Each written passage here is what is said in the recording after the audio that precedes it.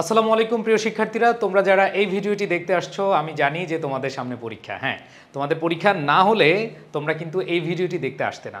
So তোমরা যারা পরীক্ষায় অংশগ্রহণ করতে যাচ্ছ, দেখো তোমাদের স্টুডেন্ট লাইফের সবচেয়ে বড় বিভীষিকাময় অধ্যায় বা পাঠ হচ্ছে কিন্তু পরীক্ষা। কারণ আমাদের এই ভ্রান্ত সমাজে পরীক্ষার ফল দিয়েই তোমাদেরকে মূল্যায়ন করা হয়। এজন্য পরীক্ষার হলে এমন কিছু জিনিস মাথায় রাখতে হবে যাতে করে তোমার পরীক্ষাটা অনেক অনেক বেশি ভালো হয়, তোমার রেজাল্টটাও অনেক ভালো হয়। সো আমি তোমাদের সাথে আজকে এমন কিছু শেয়ার করতে যাচ্ছি যেই বিষয়গুলো তুমি পরীক্ষার হলে অবশ্যই মাথায় রাখবে। আশা করি তুমি যে প্রস্তুতি নিয়েছো তার চেয়ে ভালো রেজাল্ট করতে পারবে। এক্ষেত্রে তোমরা সবাই জানো যে পরীক্ষার হলে তোমাদের সময় কিন্তু একটা লিমিটেড ওয়েতে থাকে। সো এই লিমিটেড সময়টা তুমি যদি ভালোভাবে কাজে লাগাতে পারো তাহলে তোমার নম্বর অনেক বেশি উঠবে। সো প্রথমেই তোমাকে যে জিনিসটা মাথায় রাখতে হবে সেটা হচ্ছে প্রশ্ন পেয়েই হুট করে লেখা শুরু করার দরকার নেই। তুমি যেই কাজটা করবা, প্রশ্নপত্রটা ভালোভাবে পড়বা, ভালোভাবে দেখবা, এবং সেখান থেকে তুমি দেখবা যে তুমি যে প্রশ্নটা পেয়েছো এই প্রশ্নটা তোমার কতটুকু কমন পড়েছে সেটা দেখবা। যদি কমন পড়ে যায় তাহলে তো তুমি অনেক অনেক হ্যাপি থাকবা। আর যদি কমন না পড়ে, আবার বলছি, যদি কমন না পড়ে তাহলে কোনোভাবেই হতাশ হওয়া যাবে না। তুমি যে জায়গাটা মাথায় রাখবা যে তোমার অনেক কনফিডেন্স আছে, তুমি পরীক্ষাটা স্বয়ংসম্পূর্ণভাবে একেবারে দিয়ে আসতে পারবা। কারণ হচ্ছে তোমাদের মধ্যে এটা একটা পরীক্ষার হলে যখন দেখবা যে প্রশ্নগুলো তোমার ভালোভাবে আসে নাই, তখন তোমার মধ্যে একটা জড়তা চলে আসে, ইস রে কী পড়লাম এতদিন, ইস কিছুই হচ্ছে না। সো এই জিনিসটা যেন মাথায় না আসে, এই জন্য তোমাকে এই যে কাজটা করতে হবে, প্রশ্নপত্র ভালোভাবে পড়বা অ্যান্ড দেন টোটালি কনফিডেন্ট থাকবা। টোটালি কনফিডেন্ট, আবার বলছি টোটালি কনফিডেন্ট থাকবা। এবং টোটালি কনফিডেন্ট থাকলে যে বিষয়টা হবে, পরীক্ষার প্রশ্ন কমন পড়ুক আর না পড়ুক, তোমার কিন্তু পরীক্ষা ভালো হবেই, মাস্ট। আচ্ছা, একটু দেখো, পরবর্তী যে জিনিসটা মাথায় রাখবা সেটা হচ্ছে যেটা পারো সেটা আগে উত্তর করবা।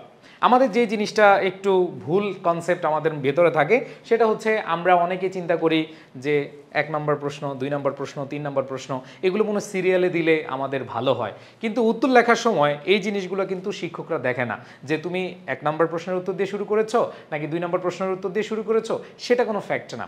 তুমি একেবারে পরিপূর্ণ ধরো 10 মার্কের একটা অ্যান্সার লিখবা, সেটা যদি তুমি 5 নম্বর প্রশ্ন দিয়েও শুরু করো, 5 নং প্রশ্নের উত্তর ক, খ, গ, ঘ, ধরো সৃজনশীল তুমি লিখলা, তুমি এই কাজটা করবা যে প্রশ্নটা তুমি ভালো পারো সেটা দিয়ে আগে শুরু করবা। ঠিক আছে, আমরা সবাই জানি আগে দর্শনদারি, পরে হচ্ছে কি গুণ বিচারি। সো অবশ্যই মাথায় রাখবে এই কথাটা।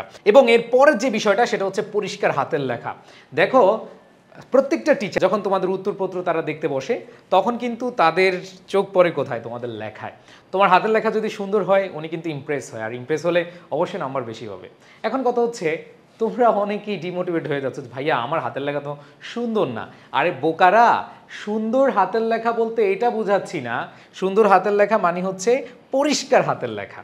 অনেকে ভালোভাবে, ভাইয়া আমার তো হাতের লেখা এলোমেলো, আমি ভালোভাবে লিখতে পারি না, আমার হাতের লেখা দেখলে অনেকে মন খারাপ করে। আরে ভাই, আমি কি সুন্দর হাতের লেখা বলেছি?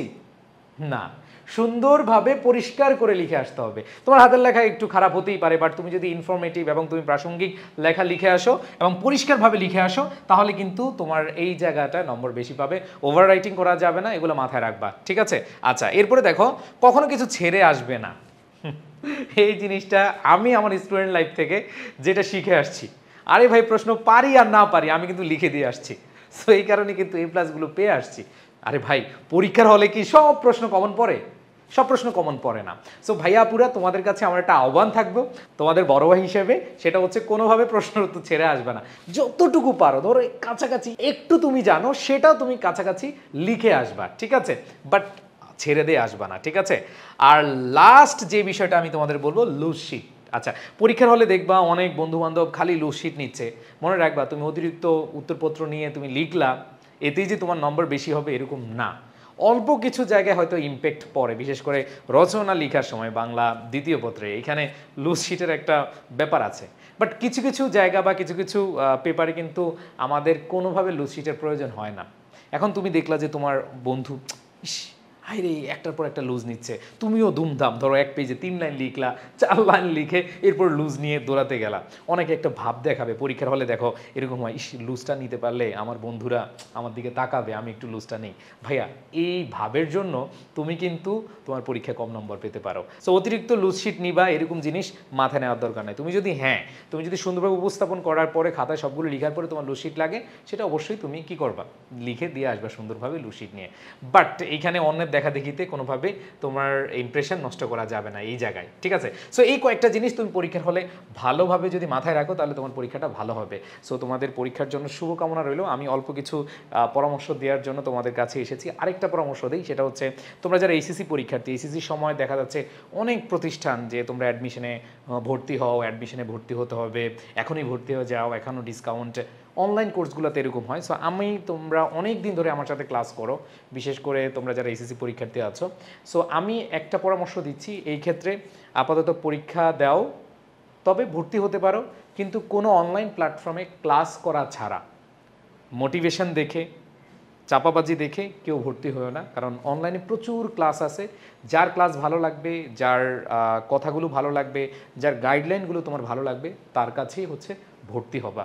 সো এটা একবার আমি নিউট্রাল হিসেবে তোমাদেরকে এটা বলে দিলাম, কারণ অনেকেই প্রশ্ন করে ভাইয়া এখন কি অ্যাডমিশন কোর্সে ভর্তি হবো কিনা, এবং আমাকে বলে যে ভাইয়া আই এডুকেশনের যে অ্যাডমিশন কোর্স আছে সেখানে এখন ভর্তি হবো কিনা। আমি বলেছি তুমি ক্লাস করো, আমার টিচারদের ক্লাস করে দেখো, তোমার যদি ভালো লাগে তাহলে ভর্তি হও। বাট আমার কাছে একবার যদি তুমি ভর্তি হয়ে যাও, এরপরে তুমি যদি ভালো সার্ভিস না পাও, ভাই আলটিমেটলি কী হলো, তোমার একটা ভুল সিদ্ধান্ত হলো, আর একটা ভুল সিদ্ধান্ত তোমাদের স্টুডেন্ট লাইফে অনেক বেশি ভোগাবে।